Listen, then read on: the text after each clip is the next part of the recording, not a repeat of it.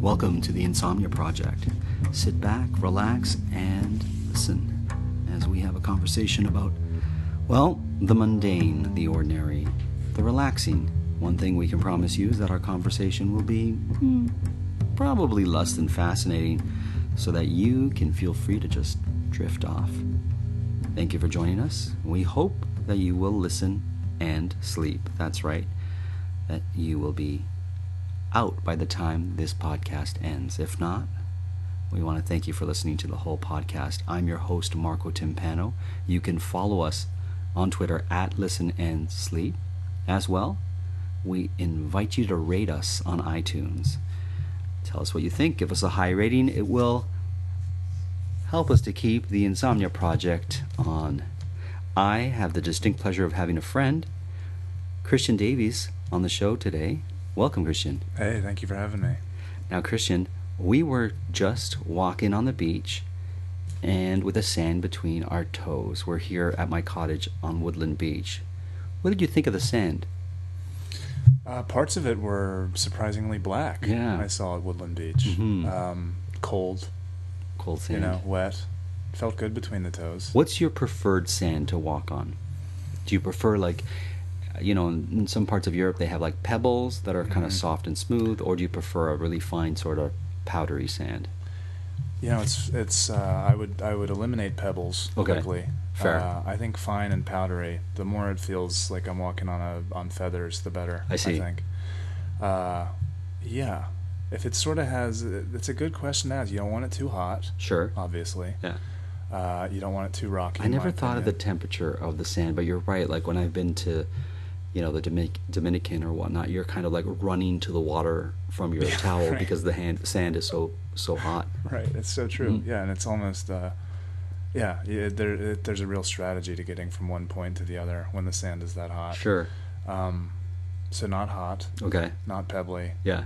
Which I guess leaves me with soft and cool. Soft and cool sand. Yeah, all right. And cool. Yeah. Have you ever been on volcanic rock or volcanic? I have. Okay. I've actually gone surfing down volcanic rock. Oh, I didn't know you surfed. In Nicaragua. I don't. But okay. You don't. For this one, you don't have to. It's more like sledding. Oh, so you were surfing on the volcano? They call it volcano surfing, but it's really kind of sledding. And what you do is you go with a big group up to the top of a young volcano. So young volcanoes are mostly loose black rock, which I didn't know. And this would be like magma, right? Because it would be the lava that. I guess. That sounds smart enough to be true. Is it porous and black? It's black. Okay. It's porous. It's porous enough. Yeah, it's not too dense. Yeah, because they'll often use volcanic rock in barbecues, gas barbecues. That's the rock that, because it heats up and it's porous. Really? I don't know if that's why they use volcanic rock. I'm sure it's because it can withstand really high temperatures. But oftentimes when you have a gas fireplace, it has volcanic rock in it. In a gas fireplace? Like in a barbecue. Home? I'm sorry, barbecue, not fireplace. I don't know why I got those two confused. But have you ever seen the rocks that are in a barbecue, in a propane barbecue? In a propane barbecue, I don't think I have. Yeah. What's actually inside the tank? No, on the barbecue where the grill is. Maybe, but between the grill and the bottom of the barbecue, oftentimes you'll find rocks. They're black, porous rocks, and they're volcanic rocks. And do you have to change the rocks out, or do they stay? I think after a few years you do, because they get full of like meat drippings and they can get a little bit ashy. Yeah, I guess. Okay. But anyways, back to this volcanic rock surfing in. Did you say Nicaragua? Nicaragua, okay. Yeah. So you basically go up with a group to the top of this new volcano with the porous rock. Right. And they give you a jumpsuit and big goggles because there's a lot of dust. Oh, of course. That comes up off the rock. And you each have your own sled, for lack of a better term. Does it look like a toboggan, or does it look like something else? It's close to a toboggan. Okay. Yeah, it's close. And you sort of get up there and you're confident on the way up because you think, well, this looks pretty gradual, this decline that you're going to be going down on this sled. Sure. And then you get to the top and you sort of get to the other side of the volcano where you're actually going to be going down on a sled. Right. And it's pretty steep. Oh. Pretty steep. Right. So Actually, speaking of how steep it was, the year we were there, which I think was 2008 or 9, they had just had the world's fastest cyclist had broken the land speed cycling record by going down this thing on a bicycle. Oh, wow. Yeah. And some people have been like killed or terribly injured doing it on bikes. So anyway, we're doing this on a sled. Right. And do you know this prior to doing it? They sort of tell you on the way up, which is an interesting way to get you in the mindset to go down this thing. But, sure. So anyway, so you get up there with a sled, and it's sort of what you would expect. One person goes, the next person goes, the next person goes. And mostly for me, I'm just hoping to do it at least as well as my girlfriend and her friends. Okay. That was sort of the pressure. Right? Sure. So they went down, and the idea is you have your legs propped up, so your feet are off the ground, right? You're completely on the sled. Right. And you can use your feet as brakes as long as you don't get going too fast. So you see a lot of people sort of, pulling back, hermit crabbing their way kind of down the mountain because they don't want to go too fast because it's slick rock. Wow. And you're going to go fast. Sure. And so I get going, and I'm going, but not too fast, putting my feet out, not too fast. I'm thinking I'm like kind of okay, looking at least, but secretly terrified. And then I just hit this patch about halfway down the mountain and just go tumbling. No. But that happened to a lot of people. Okay. But I was definitely one that bit it the worst. Oh, wow. One of the ones that bit it the worst. And so you tumble. Sure. You pop up at the bottom of the thing. You're not hurt because it's soft rock. Right. And the rocks are light. Yeah, exactly. Volcanic rock is very light. Right. And you have this big jumpsuit on that's sort of like a lumberjack, it's dense. Right. So you're protected. You have a helmet and goggles and whatnot, but just covered in dirt. So, and then you're at the bottom, and you sort of tell other people, I went volcano surfing, but secretly, in your heart, you're an abject failure for having, somersaulted halfway down. Fair enough, but what a great story. Now, let me ask you this. Did your girlfriend make it all the way down without tumbling? I'm pretty sure she did. Well, there you go. I'm pretty sure she did. So that teaches you something, right? Sure. Yeah, fool's errand to try to outdo our loved ones. There you go. See? Mm-hmm. It's funny, we're talking about sand and rocks and whatnot, and the word arena, I believe, comes from the Greek word arena, which is sand, which means sand. I did not know that. Yeah, because arenas back in the day were all sandy, where the gladiators would fight and whatnot. Which brings me to something that someone told me about you, that or you're a fan of Aristotle's Poetics. Yeah, that's true. What exactly is that? I was told, I'm like, I've got to ask him about this, Christian, about Aristotle's Poetics. That's a good question. First, and I would love to talk about it. The arena thing is interesting. Sure. I'm interested they named the building after what the ground looked like. Yeah. That's interesting to me. Well, it's funny. Once again, I'm pretty certain that's what it means because I have a friend whose name is Jenny Arena, and she told me that that's what it means. So, well, it kind of makes sense if you think about it, right? Sure. Because if you think of what does a theater need, right, or performance space, it certainly needs a stage. Not to sound highfalutin about it, right? Sure, no, but that's whatever. So maybe the original arenas were just focused on the stage, and they said we're going to call it sand because that's where the stage is. Have you ever been to like an old sort of arena, like the Colosseum in Rome? Yeah, I feel like some other ones in my mind's eye are popping up. Well, I think once you've been to the Colosseum, you're pretty like. Yeah. It's funny, the Colosseum, I didn't think it would strike me the way it did. What I loved most about it is that it's so close to the road where Roman traffic is. Mm-hmm. Like it's right there on the edge of the road, and you just see cars zooming by. And that's what affected me the most when I saw it. And it's an interesting juxtaposition between the modern cars and the giant old arena that's standing right there. Because somebody's sort of selling discount cell phones, 20 yards from the entrance to the Colosseum or something. It's pretty funny. Crazy. Yeah. There's definitely a vibe of hustle around it there. So now tell me about Aristotle's Poetics, because I need to know exactly what this is, and I'm sure some of our listeners are like on the edge of their bed wondering. Right. Yeah, just in case they're not out yet, this is a good topic to cover. I mean, a lot of people know about Aristotle's Poetics because you sort of get force-fed it sometimes in school.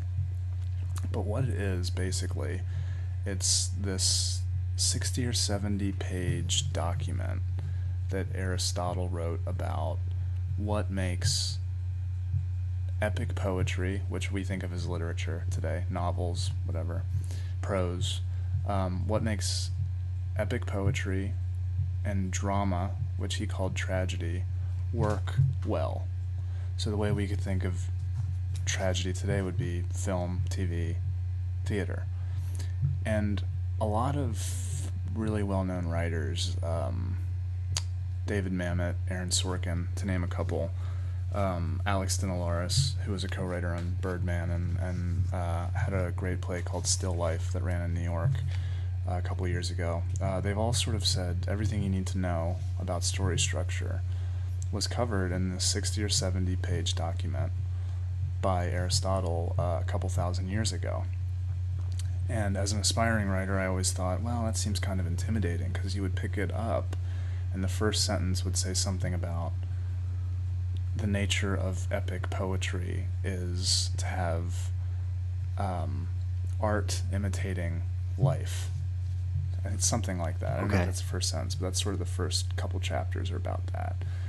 And you think to yourself, well, how the heck do I take that and apply it to this sitcom I'm trying to write, or this, modern drama about a family in 2016 that I'm trying to write? What does it mean? And so you sort of have to work. I had to work to understand what it meant, and that mostly meant using other resources. So all these great writers quoted this book a lot, and I became determined I'm going to understand what they're talking about. Cool. Right? So I dove in, and it's dry as a bone. Right. This document. So that would stop me right off the bat. Okay. So I had to really go through sentence by sentence. And was it translated from ancient Greek into English? Yes. Oh. Yeah. And I had one of the writer Alex Dinelaris fortunately gave me a lead to get a certain translation, which was by a guy named S.H. Butcher. Okay. I think it's like a 40 or 50-year-old translation, but he does a good job translating it, and then he has a bunch of essays in the back of the book that help explain it. Okay. But so I went sentence by sentence through it, and two of the biggest takeaways from it that I think everybody would understand and sort of see value in right away is that Aristotle talked about peripeteia and anagnoresis, which are two Greek words that obviously we don't use in English-speaking countries. But peripeteia means reversal of fortune. Oh, cool. And anagnoresis means moment of realization. So how those apply is that if you look at Sophocles' plays that most of us had to read in school, Oedipus, the Oedipus cycle being the prominent one, and Oedipus, the king, or Oedipus Rex as it's called, I think it's the king in the West and Oedipus Rex in Europe, or at least in Greece. Anyway, we all know the story, and if we don't, it's about a king, and it opens right away in the action. King comes out onto at the patio of the palace, essentially. Right. And the whole town is gathered. And the town, from the first time we see them, ravaged by plague. Okay. People are dying, their crops aren't growing, all this stuff is happening, right? So Oedipus, the king, comes out and says something along the lines of, we need to figure out how to solve this problem. You're dying, I love you, you're my people. Right. And he's this very generous, likable figure. You can tell he wants to help his people. Right. And so what happens throughout the course of the very short, still exciting to read and see play, is that Oedipus finds out, first thing he finds out, this plague has been caused because the gods are upset. What are the gods? Okay, so that's new information. What are the gods upset about? Why have they created this plague upon Thebes, which is where they live? And they find out, this would be a peripeteia, a reversal of fortune. They find out the plague has been set because the gods are angry that somebody in Thebes has murdered their own father and slept with their own mother. Oh, I see. Right? So now we know what we have to find out to get rid of this plague. This is also where we get the concept of, I think it's the Oedipus complex. Correct. People sleeping with their mother. Right? Sleeping with their mother, exactly correct. We live in a culture obsessed with dieting, weight loss, and exercise, and that can make eating disorder behaviors easy to miss. But the reality is, eating disorders are serious mental illnesses that take a major toll on your health and your life. But recovery is possible. Eating disorders are more common than you might think. Chances are you know someone who is struggling with one, or maybe you're struggling yourself. If you're concerned about an eating disorder in yourself or a loved one, I want to introduce you to Equip. Equip is a fully virtual, evidence-based eating disorder treatment program that helps patients achieve lasting recovery at home. Every Equip patient is matched with a multidisciplinary care team that includes a therapist, dietitian, medical provider, and mentors. And you get a personalized treatment plan that's tailored to your unique goals and challenges. Equip treats patients of all ages and all eating disorder diagnoses. It's covered by insurance, and there's no wait list. If you think that you or a loved one could be struggling with an eating disorder, don't wait to get help. Visit equip.health to learn more. That's equip.health. With almost 500,000 customers and over $1 trillion of secure payments, Bill isn't new to intelligent finance. It's the proven way to simplify bill pay and maximize cash flow. Want to learn more? Visit Bill.com/proven for a special offer. Having the right people in your corner for life's biggest milestones makes all the difference. Like a friend who's there when you're house hunting or checking out a new ride, State Farm is there too, helping you choose the coverage you need. With a State Farm agent, you know someone is there to help you along the way. And with so many coverage options, it's nice knowing you have help choosing a plan that fits your needs, so you can continue celebrating all of life's milestones. Like a good neighbor, State Farm is there. And so what you find out throughout the rest of the story is there's one reversal of fortune or peripety after the other, right? Because we have our hero who wants to solve the plague in Thebes. He's the king, he wants to solve the plague. So we know, according to Aristotle's Poetics, and he goes into a little bit of detail on this, that we need to have that character reach his or her goal, the hero, reach his or her goal, which in this case would be to rid the city of the plague. Right. In a surprisingly inevitable way. So he starts out thinking, I'm the king, I'm going to solve this plague by finding the person. Once he finds out that somebody slept with their mother and killed their father, I'm going to find this person. Right. So he starts to get a little hostile when nobody's fessing up to this crime. Sure. And so new pieces of information, I think he sends away the fortune teller who was responsible for giving them information, you know. So anyway, so he finds out that this person killed their father and slept with his mother, and immediately he rules himself out. We start to get backstory on Oedipus. Okay. And the backstory is that, and I'll get this a little bit wrong somewhere, but basically he was from a different town, and I can't exactly remember the details, but his father didn't kill his father, and he certainly didn't sleep with his mother because he's married to the current queen. Right.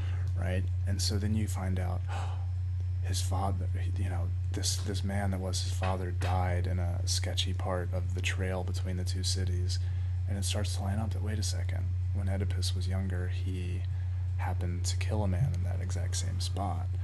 So that's a reversal of fortune. Right. Wait a second, this is keeping our interest, right? Like, wait, this story's changing. This thing is making me feel something.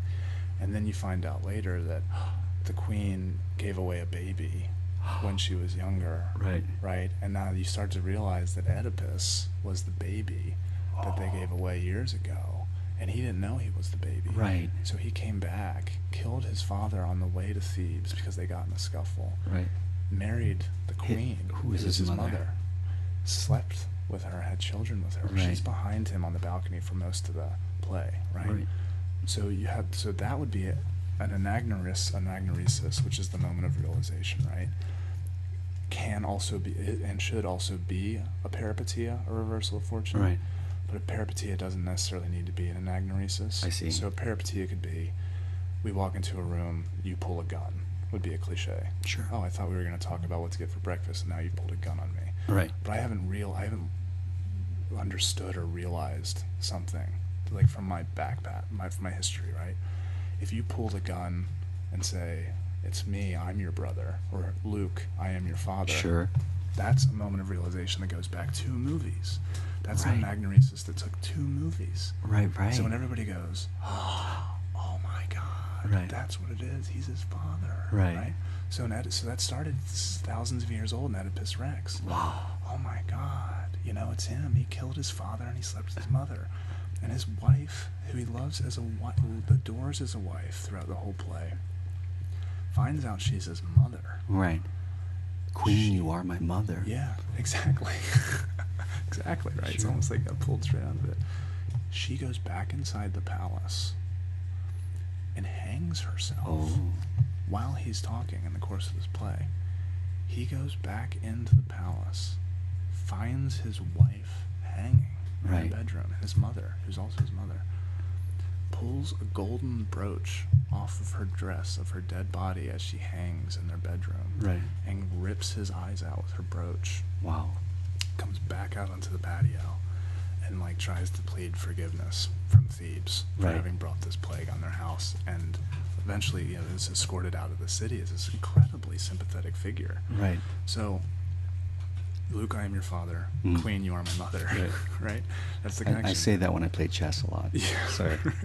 Yeah, you have to, So those are in Aristotle's Poetics, and if you start to look at how good film and theater works and television now, turning points are really simple, right? It's something new that gets included in the story that knocks the hero's journey off course, right? And then the anagnoresis, the moment of realization, are those gasp moments, those famous ones in Chinatown, and people talk about Chinatown being a great script all the time, and there's a couple great ones in that script. One would be and spoiler alerts, obviously, but one would be when... so if you haven't watched Chinatown and you're wanting to watch it without being spoiled of a plot point, now would be the time to pull the earphones out of your ear and just hang out for about 2 minutes before you put them back in. Correct. And so in Chinatown, there's a couple famous smaller peripetia, reversals of fortune. The first one is, for the first maybe 15 or 20 minutes of that movie, we're following Jack Nicholson as a private investigator, and he's investigating a crime for a woman named Ellen Mulray, who thinks her husband is cheating on her. And so we think a straightforward private detective movie, right? Jack Nicholson, great to look at, beautifully shot, all this stuff. And then all of a sudden, this woman shows up in he comes to his office one afternoon, and there's a woman sitting there. And she goes, "You're investigating, it's Ellen or Evelyn, anyway, Mulray's husband. But I am Evelyn Mulray," or whatever it is. Right. So now we go, hey, he's been investigating a crime for the wrong woman. And then the famous one that comes towards the climax of the movie is... So really take your headphones out if you haven't at this point. Correct. This female character that he's been helping along the whole time and doing these investigations for, we finally realize what she's trying to hide. And ironically enough, it's similar to Oedipus Rex and Star Wars. Right. So you don't understand, he's my husband and my father. I'm butchering the exact line. Right. Basically, you see that this woman has been sexually assaulted and has been having to cover it up for all these years. Oh, wow. So everybody goes, that makes everything else before it makes sense. Right. So then that's all in this little 60-page pamphlet, and I think writers have referenced it so much, just mainly for those two concepts. Now, as a writer, has reading Aristotle's Poetic made you a better writer? It's made me enjoy the process of writing a lot more, because I feel like I know what I'm aiming at. I see. It's always subjective whether something resonates with some people or not, but I used to drive myself crazy because I wasn't sure what I was aiming for as a writer. There would be like a funny or a moving sentence or scene, and I wouldn't know how to flesh that out into a fuller story with bigger payoffs and developed characters. And now at least I know I'm aiming for that. It's still hard. Sure. Just because you know of a couple principles doesn't mean it's easy to sit down and do it. Fair. But at least you're not walking aimless or writing or typing on your keyboard aimlessly. You have direction in some shape or form. Yeah, there's Does a that target. make sense? There's a target. It does, Thank 100%. you. There's a target. Yeah, and I appreciate that. And it makes me a better fan. Because now when I see those moments in something or read them in something, I appreciate them. But let me ask you this. Do you see them coming now that you know the concepts, thanks to Aristotle, like, is it kind of like, oh, I know what's going to happen. A will equal B plus C, or C equals A minus B, as you're watching, say, a movie or reading a story? You know, that's a really good question, and I would say, fortunately, probably, I'm such a big fan of movies, books, TV, and theater. Sure. That I still get really super in the moment and lost in what's happening. Oh, that's awesome. And so they sneak up on me still, which is great.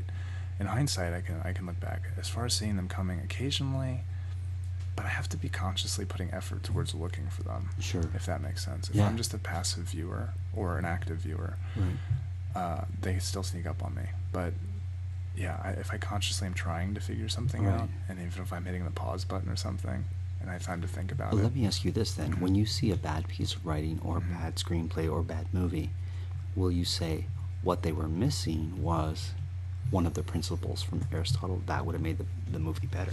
Definitely the turns. The turns, right? The turning points, right? Yeah, I think a lot of things nothing happens. Right. And I think people mistake, especially in literature, their voice can be prominent, and voice can be interesting enough. You know, we read a great piece of literature like James Joyce or Richard Ford or Annie Proulx or somebody like that. Even the guy who wrote 100 Million Little Pieces or A Million Little Pieces. Oh, yeah. I forget his name. James Fry? James Fry. Is that his name? Right. There was so much controversy because he had said it was a memoir. Right. But the book itself, I don't know if you read it, was a fantastic read because it was his voice. Yeah. Regardless of whether it was fiction or non, he could have just said, well, here's my book, and I think it would have sold. Yeah. Cool cover, too, of a hand covered in little, I want to say, like little dots of, I don't know, sugar or whatnot, but yeah. But anyways. Yeah, and he should still write, that guy. I hope he's writing under a pen name somewhere. He actually owns a publishing house, and he publishes a lot of books that are made into movies, including the one, I don't know if the Divergent series is one of his books, but those kind of books. Anyways. Right. He doesn't need our plug, but you were saying, sorry. That's true. But I didn't even know he was still out there, so that's, good on him. Yeah, hey, listen, once Oprah yells at you, there's always a way to come back, right? No press is bad press, right? Be nice to have Oprah yell at me. So yeah, what were we saying? We were saying, bad writing. Yeah, so I think, voice in literature and things like that, sometimes people think voice is enough. Right. And I think if somebody is a voice writer, right, like a Richard Ford, like a James Joyce, sure, like an Annie Proulx, like a Dennis Johnson, whatever. Dr. Seuss. Yeah, exactly. Your voice, exactly.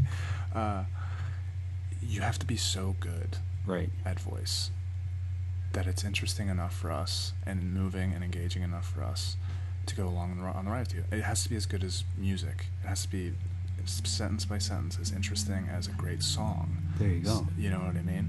Because songs don't have to have a narrative. Right. So great literature sometimes doesn't have to have a narrative. I don't ever see it work well in film, TV, or theater. Fair. I'll tell you who works it well, both a songwriter and a writer and a poet. One of my favorites is Leonard Cohen. Sure. Yeah. My dad's favorite too. Well, I'll tell you one thing we need more of, and that's your voice. We've come to the end of this episode, but there's so much, much more that you and I can talk about. So I'll have you on the Insomnia Project for a future show where we can pick up this topic and talk more about writing.